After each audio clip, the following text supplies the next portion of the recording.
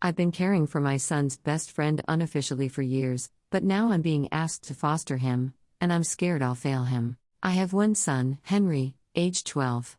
Henry is best friends with a boy named Archie, aged 14. It has always been clear that Archie comes from a troubled home. From what I can gather, and I do not have the full details, Archie's mom is a substance addict, and Archie has been on the at-risk register for a long time. Honestly, I don't know why it has taken this long for them to decide he should be moved into foster care. Last Friday, I received a call from my son's school. They said they couldn't discuss the matter with me but asked if I would consent to having my information passed on to Archie's social worker. I agreed. And shortly after, I received a call from his social worker explaining that a section something or other was being put in place, which meant Archie would be removed from his home and placed into foster care. I was told that the school had recommended me and was asked if I could take him in, essentially. They said it would likely be long-term until he turns 18. I honestly didn't know what to say. I was in shock. I have been unofficially supporting Archie for a while now. I pick him up from his house and drop him off at school with my son. He spends many weekends at my place. On the days he doesn't come over, I make sure to pack him something to eat when I pick him up because he told me his school lunch is often his only meal of the day. I buy him soap and deodorant, and I even wash his clothes for him. But supporting him in this way and fully taking him in are two very different things. I'm a single dad. I have a decent job, but I'm far from well off. I live in a small 2-bedroom house, which means Henry and Archie would have to share a room, something they already do when Archie stays, but only for short periods. Plus, there's the immense responsibility of taking on another child. I was told there's a shortage of foster carers in the local area. So if I don't agree to take him, it's likely he'll have to move to a different county and school. I don't want that to happen. I had already planned for Archie to stay with me over the 2-week Christmas holiday, so I asked for time to think about it and said I'd give them a firm answer in the new year. They agreed. Archie hasn't been informed about any of this yet. I've been trying to give him as normal a Christmas as possible. My heart is telling me, of course, you're going to take that little boy in, but my brain is worried about the responsibility and cost of having another mouth to feed and another boy to clothe. At the same time, I keep thinking about Archie's situation. He's already had such a rough start in life, and I know he needs stability and care more than anything else. I can't bear the thought of him being uprooted again, losing his school, his friends, and the small sense of normalcy he has here. I keep asking myself whether I can truly give him what he needs, and I don't know if I have all the answers right now. I've always taught Henry the importance of kindness, and I see how much he cares about Archie too. Part of me feels this might not just be about me taking on more responsibility. It's also about giving Archie the chance to grow up with a sense of love and belonging. So, I suppose I'm left balancing what's practical with what feels right in my heart. And I'm leaning towards saying yes. I spoke to my mom about it, and she thinks it's an awful idea.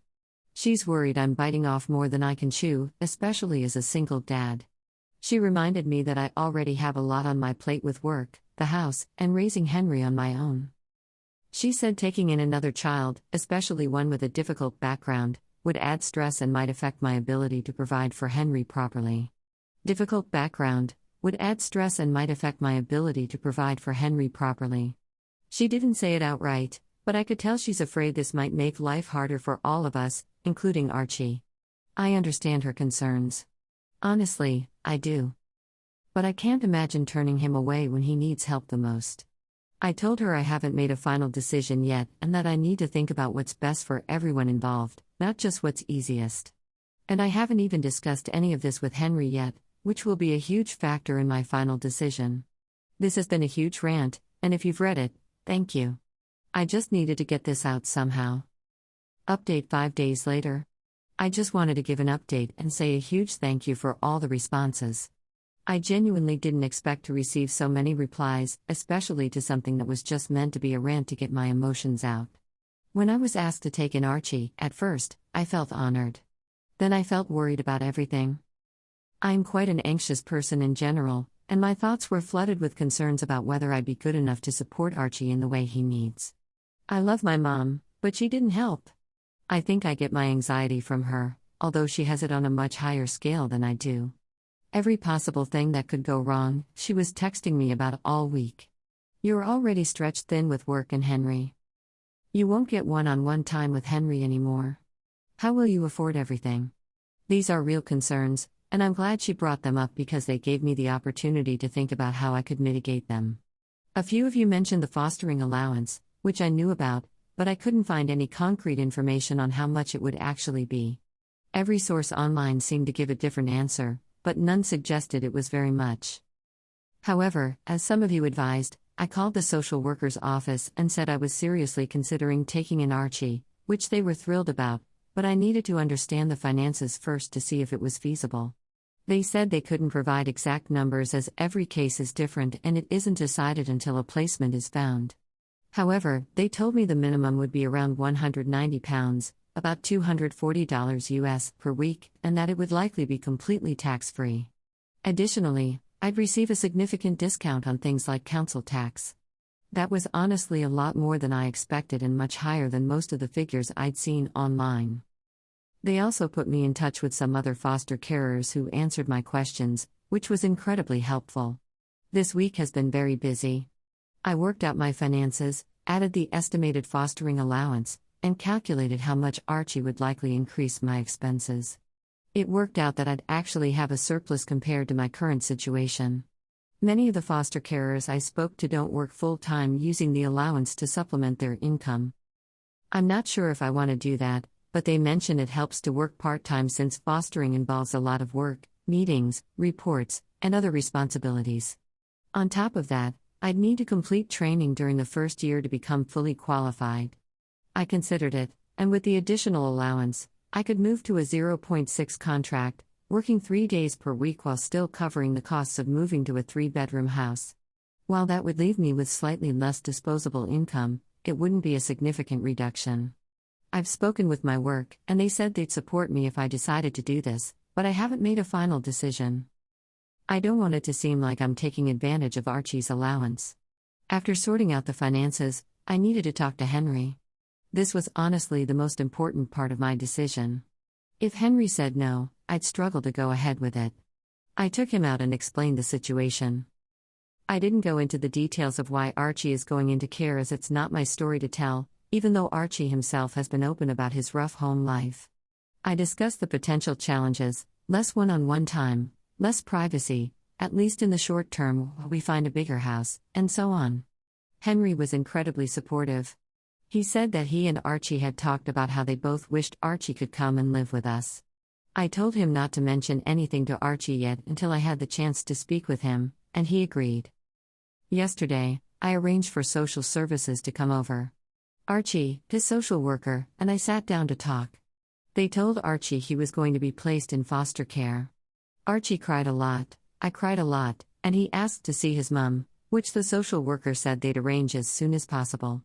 In that moment, Archie didn't seem like a teenager, he seemed like a small child whose world was crumbling. Then they asked Archie if he'd want to stay with me. Although he was still distraught about being in care, he said he'd love to stay with me. We discussed what it would mean and how it would affect us. Afterward, Archie and his social worker spoke privately, and then the social worker and I talked.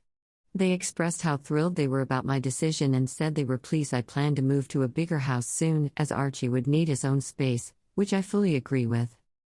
Normally, the boys spend most of their time upstairs playing Xbox, but later that day Archie came down and asked if we could watch a movie together.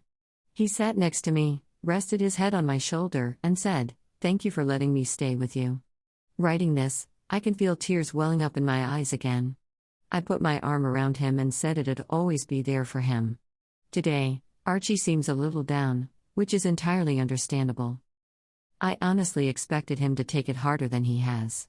To cheer him up, we're going to see the new Lion King movie, even though I hate those live-action films, but this is for Archie, and then going out to eat, letting the boys choose where. I might return in a few months to give an update on how things are going. For now, I'm just hoping everything will be okay. I know the first few months will be the hardest. Thank you, everyone. Editor's note.